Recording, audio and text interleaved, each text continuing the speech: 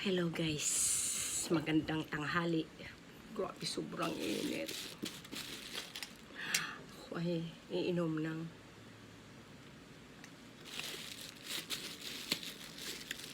magluluto ako ng miswa with chicken, ground chicken with patula. Yan, chicken miswa. Bawang, mahal, kamatis,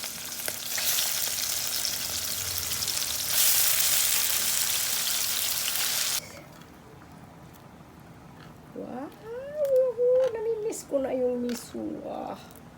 Yan, nilagay ko na yung miswa.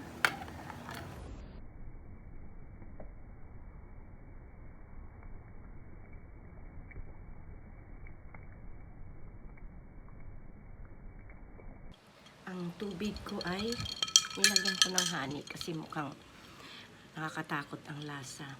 Dahon sili, sariwa, ampalaya, pipino, carrots, at